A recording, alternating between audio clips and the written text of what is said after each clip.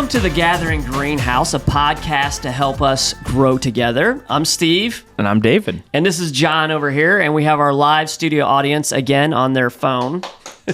And they're giving us a great round of applause. This is you can feel the excitement in the room today. It's so we have... I thought that was the humidity. Oh, it is kind of humid in here. Yeah.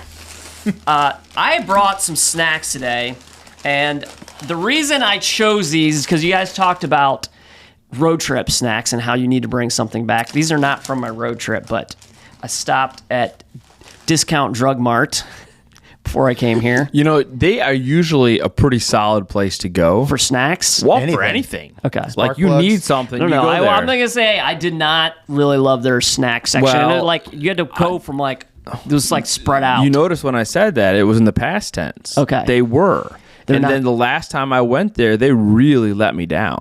Why? So I wonder if they're, like, kind of tanking.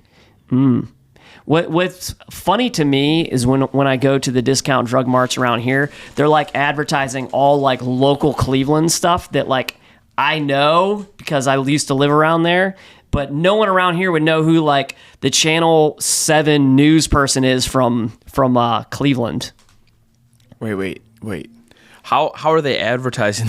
Like, are they like T-shirts with the Channel 7? No, they're like promotional Ron material. Burgundy T-shirt. They're promotional like signs and stuff, or like things they're marketing has like local Cleveland like celebrities. Is it a Cleveland company? It must be. I mean, they have a ton of them up there, but they also like I saw some of the like Discount Drug Mart snacks had like the Cavs on there, and then like their B team. Hockey league, the Lake Erie Monsters is not even like a pro team. It's I don't know what. Not familiar with what like the lower tiers of hockey. Well, is. I think they're a pro team, But like a farm team. Are they a junior team? I don't know because it's not the one I grew up with the Lumberjacks. I don't know if you remember that, Matt. The funny story Cleveland Lumberjacks. Are you ready? Now it's the Lake Erie Monsters. Are you ready for this? Yeah. Do you know where the Lumberjacks came from? The Woods. You mean like an actual lumberjack, or are you talking about the hockey team? The hockey team, the Cleveland Lumberjacks. Do Oh, you know no, where, I have no where idea. they moved to Cleveland from? No, where? Muskegon, Michigan. Really? Okay. Were they the Lumberjacks in Muskegon? What? It's Muskegon, Steve. My bad. Muskegon. You say my name of my town, or it's like if I was like Cleveland. Before they went to Cleveland. Well, I was close, I guess. No, okay, so here's the story. So they started out as the Muskegon. Speaking of that, words are important, right, David? Yes. So get them right. That's what we're talking about today. So that was my segue. I was trying to help you out here. All right, so they started out as the Muskegon Zephyrs. Okay. Back in the 60s. They were the Zephyrs. So what's a Zephyr? Because I was just at Kings Island, and they have a ride called the Zephyr. I don't know. It had something to do with tires, I think. It was like one of those swings that like spin around. I have no idea what it is. It's called a Zephyr. So then they became the Muskegon Mohawks. Yeah. And so they were the Mohawks through most of the 70s and into the early 80s. And then in 1984, they became the Muskegon Lumberjacks. Okay. And the Muskegon Lumberjacks played in the it was the third tier of hockey. So the NHL, and then you had the AHL, and then whatever they were, the IHL. They were the IHL. Okay. And through the mid 80s and into the early 90s, they were the dominant hockey team in the IHL. Okay. In fact, they were so good they had to move because they Muskegon couldn't support them. They couldn't. Okay. You had all these really good players who wanted bigger contracts, couldn't support them. So they moved to Cleveland. That was a bad idea. Became the Cleveland Lumberjacks. Yeah, and then Now, end of the story cool. is you guys had a quality hockey team there. Yeah. So they now have a junior hockey team in Muskegon, and they're called the Zephyrs. No, the Lumberjacks. Oh. The Lumberjacks. Oh, are back. they took their name They back. took their name back. Well, good for them. Yeah. So you can have, what are the Lake Erie Seawolves? Yes, that would be even better.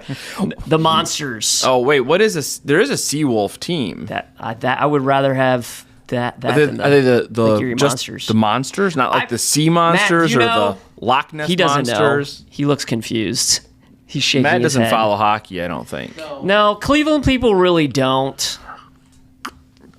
Which is why the Lumberjacks couldn't make it That's there. exactly. I remember going to the games; they were fun. But anyway, you asked me for snacks, so now you're taking up all my snack time with your Lake Erie. I know. Story, You're not but- going to like where this goes. Because you don't like Cheez-Its. I do not So like I don't really like Cheez-Its. Cheez-Its either. Oh, good. Who likes so- Cheez-Its? John likes. I know John likes Cheez-Its. Am I wrong about that? I like Matt the likes fact that Cheez-Its. Cheez-Its are from Dayton. That's why I got them, because they were started in Dayton, Ohio. Cheez-Its were? Cheez-Its came from Dayton, Ohio. And now, so I have the Really? original, which dates back to the 1800s. I have no idea. But this is the number one requested Cheez-Its flavor. Round of applause, please. This is what I can't understand about the extra toasted ones. They already taste burnt. So How is that a why flavor, Why though? would you want them more burnt? I don't understand. So- Yeah. But how is extra toasted a flavor? I guess it's technically extra toasty. Well, Burnt. If you burn your toast, it tastes better than if you don't, or different than All right, if you don't. we're going to doesn't start taste with better. the number one requested So these are made by flavor. John, go Kellogg ahead and now. grab All it. right, I'm gonna Yeah, try so one of do you. these. Continuing the Ohio-Michigan connection, these I are got one. distributed by Kellogg now. And that's a Michigan. That's Battle Wow. Creek. Okay. Oh, you want a handful? Nope, that's enough. Okay. I just didn't want to reach They in. do. and- You're John. You're right. You know you're. Wait, are we comparing? You threw an open bag and none of them spilled. One did spill. Yeah. It's on Matt's shirt, but he's used to crumbs We'll falling. blame Matt are we for gonna that. He are we tried gonna to throw it in his mouth. are we gonna compare? We're gonna compare. So try these first. Well, Well- I guess let's give you. Matt already ate his. I just ate mine. Okay, so go ahead. I'm gonna just. It hand tastes these- just like a Cheez-It. I didn't think it was Yeah. anything different than a Okay. Cheez-It. Oops. So now try the original. Okay. This is the real deal. So I'm one. gonna do the original, Okay. and then I'm See gonna if we do can the what is replicate it this. called? Extra. No. That one. Somebody epic call Jeremy. failure. Is this one called extra toasty? Well, as you can see on it, it's definitely more toasty looking. So they just turned up the oven. So only- start with the not the original. Start with the number one requested flavor. It tastes like a Cheez-It. I'm not. If you told me that was tasting a regular extra one, I toasty. would believe It's you. going to be totally out of focus because. It's still fun though.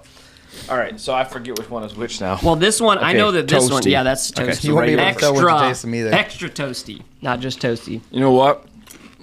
I still don't like them. So the only Cheez-It that I think is actually kind of good is the white cheddar Cheez-It. But regular Cheez-It just, to me, tastes like a burnt cracker. I'm gonna say I can't tell the difference, other than the It's the extra same. toasty's a little bit more crunchy. Yeah, it's the same, just a little more. A little bit I don't more know, crunchy. There's not a flavor difference. So I can actually tell flavor. yeah, of course you think you can, Matt. Of course. I think the extra toasty tastes less cheesy, but I Yes. think the Cheez-It, I think it's supposed to have kind of a sharp cheddar taste to it. Okay. But it tastes more like vomit. Okay. It's not a good review. That's not something you want to show up on your Google review. I like sharp cheddar. I don't like that. I was hoping you were going to say I love vomit because I wasn't sure, but that would be bad comment. Okay. No, Dave has a lot of accomplishments, and is it aviation or is the Cheez-It the greatest accomplishment of? Well, I mean, what did No, I know which one is. It's the pop. It's the pop can Cat. opener, the tab. The tab on the pop cap, like a Was it can Dayton? of. is that a Dayton That's thing a too? Dayton. Yep. Of Dayton is very proud of all the things that they have. We don't have a lot. You gotta, Invented. you Well, gotta I grab think, onto every, let's- anything. No, they break claim that. down- What do you mean? There's a lot, John. It's blasphemy. Let's in break city. down the aviation thing for a second. Yeah, Because what did Dayton really do? So the Wright brothers were not born here. right. They're Did born in grow up- Indiana. They did grow up here, and they had their bicycle shop, and Yeah. they did some work here. But they went to fly down in Yep. like I can North tell Carolina. you. I might be able to help you out with this, possibly. Okay. Okay. All right. So once they went to North Carolina and got proof of concept of their invention that Mm-hmm. it could work, they came back to Dayton and they actually had a airfield where they then perfected it and produced it for the military. Was that in Dayton or was that north at of the Air, Dayton? that was at the At Air the Force Air Force Base. Base? You Yep. can actually go and see the Air Force. At the Air Force Base, you can go see. They have like a replica of where they tested that plane, and farmers could see it flying Speaking around. of the Air Force Base, that is probably the best thing we have in Dayton. Like that is It an is. amazing I think it museum. is. It I is. think it is. But I don't understand why it's not. Like, you'd think it's such a. There's so many jobs over there. There's so many great people. But around the Air Force Base, I'm not from here, but from what I hear, it's not the greatest part of Dayton. Like, it's not a great area to live in. Like a place to live? Yeah, that's what I hear. And I'm I wouldn't why want to live is on that? an Army base or an Air Force base. I'm just kidding. Like a round one or something? No, you know, you got to think when the base was established, and then the suburbs move out. Yeah. You know, with that. So at one time there was nothing out there, but now there is. And yeah. Okay. So Well, it's I think like the area right around the base is a much older area. Mm-hmm. So I think So there that has was something a to do with time when that was where everybody lived. Okay. But then what happens is people's houses get old, they move out, and so now you're everybody wants to live in Springboro and 40 beyond. minutes away Yeah. from the base. Yeah. True. Okay, so I have some questions about your sermon this Sunday, and You're just really just moving right I through am. this, aren't you? I'm trying to, yes. So I love this first question here, which is, how should someone respond to a person who's always negative? So first off, how do you know if someone's always negative? They're saying negative things, or they just have a negative personality, or... How do you feel around them? I hate the fact Yeah. that I don't have a good joke here. Okay. Because there needed to be a really funny, negative answer to that question. That would have been... I'm positive that I have a good answer to your No, I negative don't question. have one. Okay. I don't have one. Anybody? I tried. That was my attempt. Yeah. Tried. All right, what was the question The again? studio audience is falling asleep now. Yeah. This is the worst podcast ever. No, it is the greatest podcast ever. I don't think it's our best. Okay. So the question is, Maybe top 10. how should you respond to someone who's Look at me always being negative? Mr. Negative Nancy over You here. are. Actually, it's true. Mr. Negative Nancy. Mr. Nancy. That's allowed these days. All right, so I don't know. How do you respond to someone who's always negative? Well, let's With positivity? let's talk through what the options are. Yeah. Right? So I have a couple friends who I'm not going to name John. now John is he's an optimist I'm not a couple friends. I'm one friend. I just want to make that are negative, and I am close with them, and I kind of sometimes wonder, should I have a specific conversation about that? Is that going to hurt our friendship? Are they going to take it bad? Because I do kind of want to say something of hey, what if you look at the positive side of things? Or, hey, you kind of talk about a lot of negative stuff. Yeah. Do you have advice? Sure. But let's talk though about what are our options Yeah. for responding to a negative person. Yeah. Okay. So one option would be to just join in. Yeah. Right. They're being I'm saying negative. that's not a good. I'm not going No, to say. but we're getting the whole Okay. spectrum out there, right? Right. We're kind of brainstorming Yeah. here. So, you can join in the negativity. Another option would be to just kind of really subtly counter every negative thing they say with a positive thing. Yeah. Right? Let's practice that. Okay. So I'll say something negative. Well, we and just did. You said this is the worst podcast, and I said this is the best podcast. You did. Yeah. Did it help? Yeah, but you were wrong. You guys are both lying. No, see, now we were doing it. Oh, no, I am right. So you see, that could actually devolve into something bad. into See, that's something- what I'm afraid of. Yeah, you see that may not be the best option No, either. because I feel like if you want someone to change, oftentimes direct confrontation does not lead to change. Mm-hmm. It leads to maybe bitterness. I feel like if you really want someone to change, you have to ask a lot of questions and kind of be a positive influence. All right. So how would you ask a question? So let's say I show up today, Yeah. and I'm like, I hate this weather Yeah, so why do you hate this weather? because it's so hot and humid and overcast. I'm just done with it. Yeah. So I hear what you're saying and how that makes you feel, but does that also reflect on the rest of your day? When you start your day, No, my day is terrible because of it. do you like that feeling? Yes, You do like that. Okay, you don't like that. See, actually, that might be a good question. There, Yeah. do you like the way Yeah, this maybe feels? if you could try to see some positives in the weather, hey, at least it's not snowing right now, or so, I don't know, maybe you I like wish it snow. was- That's the same comment. So I'm just I saying- hate snow. Well, I'm just saying if I you wish like it was snow, snowing. what kind of weather do you like would probably be better. So First I'm question. thinking Like, you just do well, a simple pivot, right? At least it's not Yeah. doing something worse that you don't like. I hate this hot weather too. Thank God we have AC. And you be That's a grateful. good one, and just too. choose to grab onto something that Right. you can be thankful for. Diversion. Yeah. Yeah. Maybe not pivot towards something else that's negative is Yeah. probably.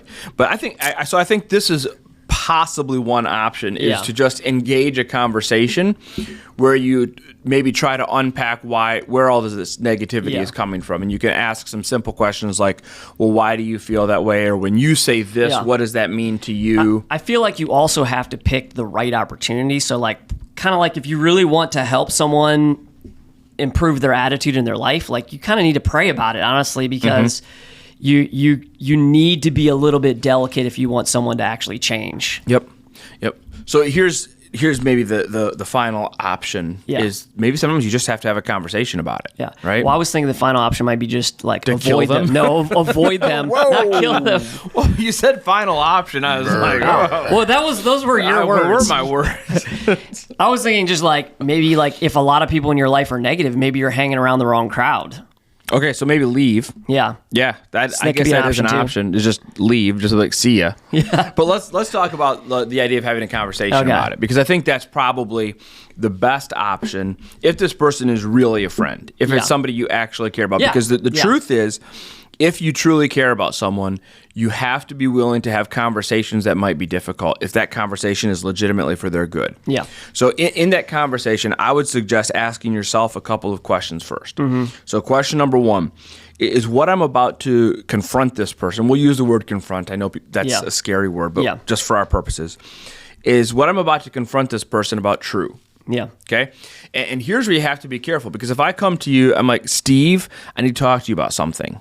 Then I'm already on the defense, right? Well, maybe, but if Well, I say, well, would you say that and then say something really nice to me? I need Do to you talk want to you me about to? something. You look great today. I don't know, that feels kind of, So disingenuous. yeah, I don't know. Let's get to the point. Okay. The point I was going to make was, if I say to you, Steve, I'm concerned because you are always negative. Yeah. Now, is that true? No, it's not Is that true. true about anybody? No. Well, so what's the word I said that is the problem? Always. there? Yeah. So when I say to myself, is what I'm about to confront this person about true? I have to really make an effort. Whatever I say to you, Oh, the words, right, that you choose. yeah, the words Precision. are true. Yeah. Right? And so then the second thing is, can I deliver this in a gracious way? Mm-hmm. Like I don't want to deliver this in an angry way. I want to deliver it in a gracious way. So grace is another word for gift. Mm-hmm. When we think of a gift, like if I bring a gift to you, like Cheez-its, Yes. right? This isn't a great gift, right? We both Stop agree. being negative. I'm just kidding. We didn't really like the taste of it. Yeah. So I want to give somebody a gift that they want to receive. Okay. So I need to phrase my words in a way that it's easy to receive. Okay, so that's the second thing. And then the third question is really a question of motives. Why am I doing this? Do I really want to help them? Yeah. Or is this something that's bothering me? Right. Is there something? Am I just trying to I make sh- myself more comfortable? Right. Am I just trying to, vent, get this off Yeah. my chest? So all those questions are important. Yeah. And so then we get to it. Okay, so I'm going to try to come to you and use words that are appropriate and use words that are true. And I think a good way to do that is to just try to keep it specific, right? And try to do something that's in real life. So you need to prepare yourself with specifics. Absolutely. And just so let's switch around. So maybe you come to me and you're like, David, the other day when you were really frustrated about the weather, Yeah. okay, I noticed that you were just really upset. Yeah. And I wonder if maybe, that's a reflection of something bigger going on in your life Yeah. right now. Yeah. How's life? Yeah. And then you're into a conversation. Right. Right. And then at some point in the conversation, you can, having gained some trust, interject, have you ever thought about trying to see things from a different perspective? Yeah. Right? Like, how might this be different? And I think sometimes allowing them to figure, rather than you saying to me, well, David, this weather's good. We need this weather sometimes, right? Maybe Yeah. just say... Well, that doesn't help. That doesn't, right. Say, hey, what's another perspective you could have of this weather? Yeah. I mean, in the midst of a conversation, I think that would be helpful. Yeah. So that's kind of a long answer. Right. No, because I think I think this is the details that you don't have time for on Sunday of like say, Sure. well, that's great, but how do I actually do that? Yeah, and the reality is with a question like this, there's not one answer. Yeah. It's a process, it's a relationship, it's a And conversation. pray about it. Yeah. Well, I also feel like Proverbs is a great book to find advice on some of these types of things, because where would you, like, so there's key characters in Proverbs. Who would be the negative person, do you think? Would it be the fool or would it be someone else? Yeah, so sometimes it would be the fool. Yeah. Sometimes it would be the mocker or the scorner. Okay. Because they don't really have a person they call the negative person necessarily, but I know that there's great advice in there. Yeah. So really just, reading through Proverbs can be very helpful, because now it's what, the life that God is telling us to live. And when we follow his advice, our life works out for the better. Yeah. What's interesting about Proverbs, and I can't in my mind this quickly pull all the passages together, right. but I think generally when Proverbs speaks of the negative person, it's not necessarily giving advice, but just making an observation that nobody wants to be around that person. Right. Yeah. Yes. And I think that, sometimes too, like I know that I've read in Proverbs where you have, like this, for example, the fool, it's like you need to confront the fool in his folly. And then like right after that, it's, like don't confront a fool in his folly or you'll, end up like the fool. Yeah. So like there's also with that, like it's good to have a trusted friend who you can go to and be like, hey, this is the situation. Why are you pointing at John right now instead of me? I will point at you too. I think I've come to you for advice on that, but I do talk to John quite a bit too about stuff like that. Yeah. But it's good to have, like, in your life, if you don't have those people, like, it's very important to have someone you can ask those kind of questions and be a learner, be able to to take advice. Yeah. Okay. Yeah. Good. Great. Okay. Why are words important? You talked a little bit about the story on Sunday with the bit in the horse's mouth. Like, let's get into that a little bit more. Okay. Yeah, why are words so important? Because that's how we communicate. Yes. But beyond that, like, how does it affect people? Why, like, so if that's just how we communicate, then, like, I believe that communication, I think you'd agree with this too, is that there's the way you say it and then there's the way that someone else might hear it. Of course. Yeah. I think that's true. So why are words important? So why are they so important? Well, again, they are the tool that we use. Yeah. Right? I think what you're getting at is why is the way we use our words important. Yeah. Because I guess I'm getting at is like, what could the consequences be if we don't use our words? Right. Or we use them in a negative way. Yeah. So how we use our words matters because we can't always control how people receive our words. Mm-hmm. And so we want to, as much as possible, deliver them in the best way possible, right? So Jesus came from the Father full of grace and truth, right? That's your paradigm for words is grace and truth. And figuring out how to do both. In fact, one of the upcoming sermons in this series is going to address that a little bit. How do I do grace and truth? Okay. So I think maybe that's where the difficulty is with words. Mm-hmm. Is it's sometimes hard to deliver the truth graciously, and sometimes if we go too much towards being gracious, we lose out on some of the truth, and so we have to try to find a way to balance that. At the end of the day. This is the hard thing. I can't control how someone else hears my words. Yeah. Right? I can do my very best to deliver them as well as I can. I'm still going to get it wrong. That's why James says we all stumble. Yeah. Right? At some point, I have to not be paralyzed by analysis, and I have to just do the best I can. And hope that person is going to engage me in conversation. But this is one of the reasons why how we receive words is so important. Yeah. Is if John comes to me and says something that it's like, boy, that feels like an insult. Mm-hmm. But John, he never insults anybody. So I don't know why he would be insulting me. I have a choice how to receive those words. At that moment, I can just assume that John is insulting me and get mad and escalate the conversation. Mm-hmm. Or I can say, hey, John, when you said that I was a short, fat guy, what exactly did you mean by that? Right? I've never said that exactly. Never said those exact To your face. words. To your face. Right. No, but to say, hey, I heard you say this. I'm not sure I understood it how you meant it. Yeah. Could you give me a little clarity on that? Yeah. So, Yeah. this goes back to 1 Corinthians 13 when it says that love believes Yeah. all things. That Well- a big part of love and communication is believing the best in someone. Well, we give ourselves the benefit of the doubt, right? We need to Right. give that same Yeah. benefit of the doubt to. Right. We should give more grace to other people. We judge others based on their actions, and we judge ourselves based on our intentions, Yes. while not taking their intentions into play and not putting our actions into play. Yes. Yeah. Absolutely. That was when I read that in, I don't remember what book, but it was like eye-opening to me. I'm like, yeah, you know what? That's true. If I show up 15 minutes late, you know what? I'm giving myself grace. But if someone else walks in 15 minutes late, the first thing I'm thinking is they screwed up. Were you mad at me for being late today? I didn't even notice that you were late because I was out talking to people.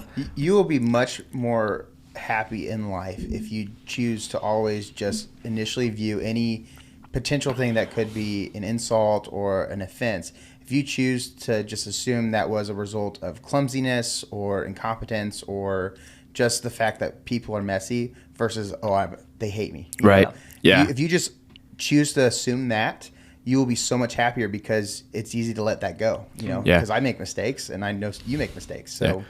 So we're way afoot here, but we should keep going because this is a really important point. Mm-hmm. To piggyback on what John just said, a lot of times we assume stuff is about us and it's not about us, Mm-hmm. right?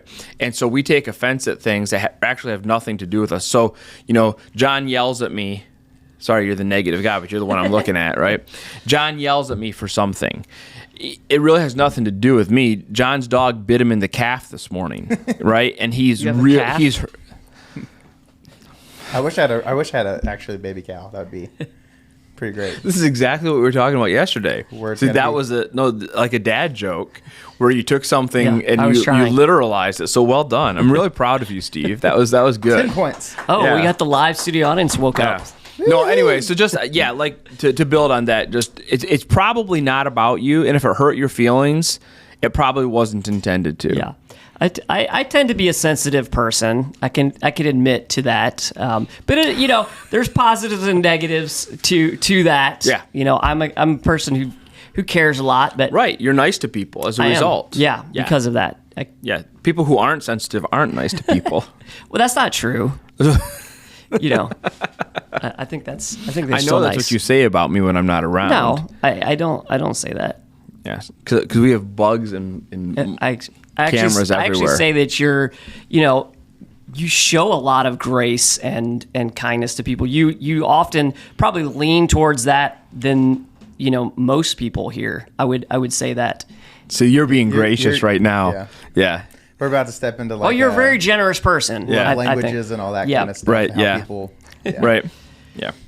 I don't think there's any secret that I'm more of a truth person than a grace You person. are, I would but say you've with also your I would say words, you've but not developed with, you've been through some hurtful situations or something, so you know how it feels, so you can empathize in that sense of like this is the right way to do things, or this is the right way to treat people because of the truth that you know. We all I don't have know. those areas where like I'm strong here, I'm weak here, and you don't just leave it at that. You Yeah. say, okay, I'm Right. strong here, so I'm not going to work super hard on this, but I'm going to work Yep. hard Mm-hmm. on the other areas Right. and grow. Yep. So this is kind of a question leading off of that one. Okay.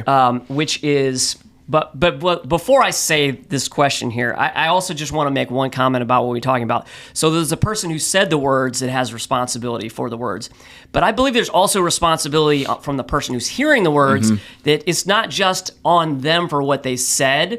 If you take it in a negative way or you were hurt by those things, you also have a responsibility to go to that person if it is affecting you and your attitude and your mood or a negative view of them, to go to them and be honest with them and say, this hurt my feelings, or the way that you said this made me feel this way. can we talk about it? You know, I think we have to be really careful with that language. I know you're. So, I here's kind of feel. here's like why. Say that. I actually had a long conversation between services with someone Okay. about the phrase you just said. Yeah. Because it's a phrase that I used in the first 2 sermons. Yeah. And I didn't use it in the 3rd sermon. So they were talking to you in the 3rd sermon, or they No, were talking between 2nd and 3rd service. So you changed it because of that, or Yes, You, okay. they came to me, and it was a good critique. Okay. Because what they said was that you used the phrase that person made me feel. Yeah. Right? And that's the key. This person said to Yeah. me, no one can make you feel. Yeah. Right? That's your response. Don't let them give power, because what she was talking about was that Yeah. what happens then is you actually give power to someone else that they shouldn't have, which allows you to victimize yourself, which is exactly what It's I a was, really, the point I was that's trying a really to good make. point. It's a really good point. And so she said, don't say that someone can make you feel. Figure out a different way to say that. And I was like, that's a really good. It is a really good point. It sounds like someone who maybe has like a background in like psychology or something. It's pretty impressive that they came up and said that. So I made the change in 3rd service. Yeah. But so I think that was a really good point. It was. And that is a really good point. So then this kind of is along the same lines as what should I do if I say something I regret? Well, if we had gotten to a question, Yeah. because I want to answer both of those. Yeah. One of the questions for today was, is there anything you didn't say that you wanted to say? Right. I'm going to answer that question right now. Can I do that? Yeah. So there's 2 sides. Like, first, let's go back to someone said something to me and it hurt me, right? What do I do with that? So I think this is one of those places where it's so important for us to be able to say, I don't think that person meant that, right?